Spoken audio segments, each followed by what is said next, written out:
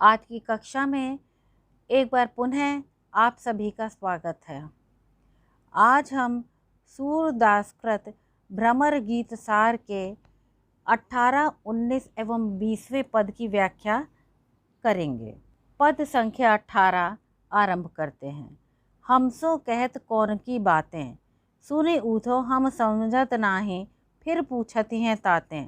कोनरप भयो कंस किन मार्यो, को बसुधो सुत आही, यहाँ हमारे परम मनोहर जीजत है मुख चाहे। कठिन शब्दों की व्याख्या इस प्रकार है। ताते माने इसलिए, वसुधौसुत माने वसुदेव का पुत्र, आही माने हैं, जीजतु है माने जीती हैं, चाही माने देखकर, वासरगत, वासर माने दिन और गत माने व्यतीत होने पर अर्थात दिन बीतने पर, रजनी मुख माने संध्या, पंग माने स्तब्ध या पंगु। उद्धव के ज्ञान योग के उपदेश को सुनकर गोपियां उनसे कहती हैं कि हमसो कहत कौन की बातें, तुम हमसे किस निर्गुण निराकार ब्रह्म की बातें कर रहे हो। सुनी उद्धव हम समझत नाही, फिर पूछती हैं ताते। हे उद्धव जी, आप भली प्रकार सुनिए, हम समझत नहीं, इन सब बातों को, निर्गुण निराकार ब्रह्म की बातों को हम बिल्कुल नहीं समझती हैं, फिर पूछती हैं ताते। इसीलिए हम आपसे बार बार इसी प्रश्न को बार बार पूछ रही हैं। कोनरप भयो कंस किन मार्यो, को वसुधौ सुत आए। बोले कौन नृप भयो, मथुरा में कौन राजा हुआ है, कंस किन मार्यो और कंस का वध किसने किया है, और को वसुधौ सुत आए और कौन वसुदेव देवकी का पुत्र माना गया है। यहाँ हमारे परम मनोहर जीजत हैं मुख चाहे। हमें इन सब बातों से कोई प्रयोजन नहीं है, हम तो केवल अपने कृष्ण को ही अपने मन में बसाए हुए हैं और उन्हीं के सुंदर मुख का ध्यान करते हुए जीजत हैं, जीवित हैं। दिन प्रति जात सहज गोचारण, गोप सखालय संग। हमारे कृष्ण तो प्रतिदिन प्रातः काल को ग्वाल बालों को साथ लेकर गोचारण के लिए वन में जाया करते थे। बासर गत रजनी मुख आवत, करत नयन गति पंग। और जब दिन बीतने पर संध्या के समय वो घर लौटते थे तो इतने मनोहर लगते थे कि आँखें उन्हें देख करके स्तब्ध हो जाती थी, अर्थात पंगु हो जाना, अर्थात आँखें पलक झपकाना भूल जाती थीं। को व्यापक पूरन अविनाशी, कोविद वेद अपार। बोले आप किस व्यापक निर्गुण ब्रह्म की बात कर रहे हैं। को व्यापक, कौन सर्वत्र व्याप्त है, कौन पूर्ण है और कौन अविनाशी है। को विधि वेद अपार, और किस विधि माने ब्रह्मा की बात वेदों में कही गई है, हमारी समझ में ये सब बातें नहीं आती हैं। सूर व्रथा बकवाद करत हो, याब्रज नंद कुमार। सूरदास जी कहते हैं कि वे गोपियां उद्धव से कहती हैं कि आप इस प्रकार की बकवास जो हमारे लिए कर रहे हो, ये हमारे लिए व्यर्थ है। ये जो ब्रज है, ये ब्रज नंद कुमार कृष्ण का है और उनके बिना हमें यहाँ पर कुछ भी अच्छा नहीं लगता। प्रस्तुत छंद में गोपिकाएं श्री कृष्ण को ही अपना सब कुछ मानती हैं। गोपिकाएं कृष्ण से भी अपने को दूर बताती हैं। जिन्होंने मथुरा में जाकर बड़े बड़े काम किए हैं, वो उससे अपना कोई तात्पर्य नहीं रखती हैं। गोपिकाओं के लिए निर्गुण ब्रह्म की बातें बकवास के अलावा और कुछ भी नहीं हैं। इसमें ब्रजभाषा, प्रश्नात्मक शैली, माधुर्य गुण और गोपियों की वाग विदग्धता दृष्ट। इस पद को राग धनाश्री में गाया जा सकता है। अब हम पद 19 की व्याख्या आरंभ करेंगे। तुअली कासों कहत बनाए, बिनु समझे हम फिर बूझती हैं, एक बार कहो गाय। किनबे गवन कीन्हो सकटन चढ़ी, सुफलक सुत के संग, किन्वय रजक लुटाए विविध पट पहिरे अपने। कठिन शब्द इस प्रकार हैं। अली माने सखी, अली माने भ्रमर, जो कि उद्धव के लिए भी कहा गया है। गाय माने गाकर समझाना। सकटन चढ़ी माने रथ पर चढ़कर। सुफलक सुत माने अक्रूर जी। किन्वय माने कौन, रजक धोबी। पट माने वस्त्र। हति चाप, हति माने तोड़ना और चाप माने धनुष। निदरी माने निरादर करना। गज माने हाथी। मल्ल माने पहलवान। मथि जाने माने पछाड़ देना। निगड़ माने बेड़ियाँ। भाने माने तोड़ दी। काकी माने किसकी। घोष अहीरों का गांव है। मातुल मामा। मधुपुरी मथुरा। कृष्ण के ज्ञानी मित्र उद्धव जी मथुरा से ब्रज में आकर गोपियों को बताते हैं कि कृष्ण ने कंस को मारा है और वे अब मथुरा के राजा हो गए हैं, इसलिए अब तुम उन्हें भूल जाओ।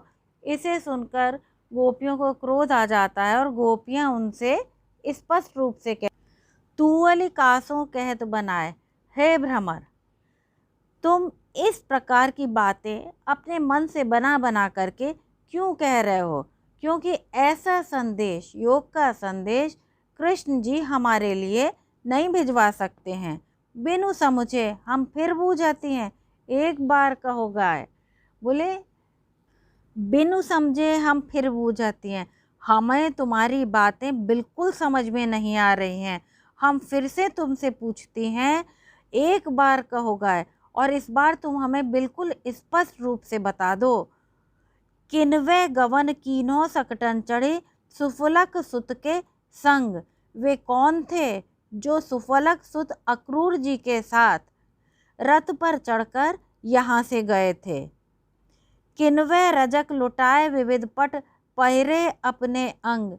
और वो कौन थे जिन्होंने कि धोबी के ऊपर रजक लुटाए, अर्थात धोबी के कपड़े लुटवाकर विविध पट पहिरे अपने अंग और स्वयं राजसी वस्त्र ग्रहण किए हैं। किन्हति चाप निदर गज मार्यो, किन्वय मल्ल मथि जाने। किसने धनुष तोड़ा और 10 सहस्र हाथियों के बल वाले कुबलया पीड़ हाथी का गर्भ चूर्ण किसने किया? और किसने उस मल्ल पहलवानों को मारा? हे उद्धव, क्या तुम इस प्रकार की बातों को भली भांति जानते हो? उग्रसेन वसुदेव देवकी किन्वय निगड़ हटि भाने। वे पुनः उद्धव से कहती हैं कि उग्रसेन वसुदेव देवकी की श्रृंखला बेड़ियों को तोड़कर किसने उन्हें बंधन से मुक्त किया था? तू काकी है करत प्रशंसा, कौने घोष पठायो। गोपियाँ कह रही हैं कि तुम किसकी प्रशंसा कर रहे हो और तुम्हें किसने यहाँ ग्वालों की बस्ती में भेज दिया है। किन मातुल बधि लयो जगत, जस कौन मधुपुरी छायो। वो कह रहे हैं कि हमें इन कार्यों से क्या मतलब, हमें इससे क्या मतलब कि किसने मातुल वध, मामा का वध करके संसार में यश प्राप्त किया है और कौन मथुरा का शासन कर रहा है। क्योंकि हम इन सबको नहीं जानते, हम तो केवल एकमात्र श्री कृष्ण को ही जानते हैं। माथे मोर मुकुट बन गुंजा, मुख मुरली धुनि बाजय। सूरदास जसोदा नंदन, गोकुल कह न बिराजे। वे कह रहे हैं कि हमारे सर्वस्तु श्री कृष्ण ही हैं, जिनके सिर पर मोर मुकुट था, कंठ में गुंजा की माला थी और मुख पर मधुर मुरली की ध्वनि निकला करती थी। सूरदास जी कहते हैं कि जसोदा नंदन, कि हम तो कृष्ण के इसी रूप की उपासिकाएं हैं और हमारे कृष्ण गोकुल कह न बिराजे। ऐसा कोई स्थान नहीं है गोकुल में जहाँ की वो विराजमान न हो। अर्थात हमारे कृष्ण यद्यपि यहाँ हमें दिखाई नहीं दे रहे हैं, लेकिन फिर भी गोकुल के एक एक कण कण में हमारे कृष्ण उपस्थित हैं। इसलिए निर्गुण निराकार की उपासना हमारे लिए व्यर्थ है। हे उद्धव, आप हमें इस प्रकार की चर्चा करके परेशान मत कीजिए। कासो कहत बूझत बार किन कीन्हो, सकटनि सुफलक सुत इत्यादि इत्यादि। इन सभी जगह हमें अलंकार कौन सा दिखाई दे रहा है? हमें दिखाई दे रहा है अनुप्रास अलंकार। पहली, चौथी, पांचवी, छठी, सातवीं, आठवीं एवं 10वीं पंक्ति में प्रश्न और सुफलक सुत के संग में सहोक्ति अलंकार दृष्टव्य। इसमें कुछ अंतर कथाएं भी वर्णित हैं। कृष्ण अक्रूर के साथ अपने मित्रों सहित जब मथुरा पहुँचे तो कंस के धोबी ने उनको वस्त्र देने से इनकार किया, तो कृष्ण ने बलपूर्वक उनसे वस्त्र छीन लिए थे। इसी प्रकार अनेक रक्षकों से सुरक्षित धनुष को कृष्ण ने तोड़ा था तथा रक्षकों को पराजित भी किया था। कुवलया, पीड़गज तथा मुष्टिक और चाणूर पहलवानों को कृष्ण को मारने के लिए नियुक्त किया गया था। कृष्ण ने स्वयं इन सभी का वध किया था। ये सभी कथाएं श्रीमद् भागवत में वर्णित हैं। हम तो नंद घोष की बासी, नाम गोपाल जातिकुल गोपई गोप गोपाल उपासी, गिरवरधारी गोधनचारी वृंदावन अभिलाषी, राजा नंद जसोदा रानी जलधि नदी जमुनासी, प्राण हमारे परम मनोहर कमल नयन सुखराशि, सूरदास प्रभु कहो कहालो अष्ट महासिद्धि दासी।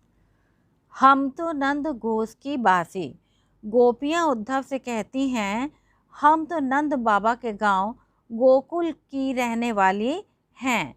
नाम गोपाल, हमारा नाम गोपाल है और जाति कुल गोपही, और हमारी जो जाति है कुल है वो भी गौओं का पालन करने वाली ही है।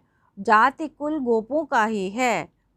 और गोप गोपाल उपासी, और यहाँ जितने भी ग्वाल बाल हैं वो सभी एकमात्र गोपाल अर्थात कृष्ण के ही उपासक हैं। गिरवरधारी गोधनचारी वृंदावन अभिलाषी। हम व्याख्या अभिलाषी से आरंभ करेंगे। हम उनकी अभिलाषा करते हैं जिन्होंने गिरवरधारी, जिन्होंने गोवर्धन पर्वत धारण किया था। गोधनचारी, जो गौओं को चराया करते थे। हम उनकी अभिलाषा करते हैं जो वृंदावन में विहार किया करते थे। हमारा जो ये छोटा सा राज्य है, राजा नंद, उस राज्य के राजा नंद बाबा हैं और उसकी रानी यशोदा माता हैं। और यमुना नदी सीमा को निर्धारित करने वाला समुद्र है। हमारे प्राण वे श्री कृष्ण हैं जिनके कमल के समान सुंदर नेत्र हैं और जो अत्यंत ही खूबसूरत हैं। वे सब सुखों की खान है। सूरदास प्रभु कहो कहालो अष्ट महासिद्धि दासी। सूरदास जी कहते हैं कि गोपियाँ उद्धव जी को स्पष्ट रूप से कहती हैं कि हमारे इस सुख के सामने अष्ट महासिद्धियाँ भी दासी हैं। अर्थात कहने का तात्पर्य है कि कृष्ण के संयोग के समय जो हमें सुख प्राप्त होता है उसके समक्ष ये अष्ट सिद्धियों का सुख भी तुच्छ है। यहाँ गोपही, गोपाल, गोधन, राजा रानी, जलधि, जमुना, प्राण, परम, कहाँ कहाँ में अनुप्रास अलंकार दिखाई दे रहा है। प्रश्नवाचक वाक्य है। अष्ट महासिद्धि दासी तथा कमल नयन में रूपक है और जमुना सी में उपमा अलंकार दृष्टव्य है। गिरवरधारी गोधनचारी में ध्वनि साम्य है। अष्ट महासिद्धियों की गणना इस प्रकार है: अणिमा, महिमा, लघिमा, गरिमा, प्राप्ति, प्रकाम्य, ईशत्व तथा वशित्व। इसके पश्चात विशेष दिया गया है। धन्यवाद।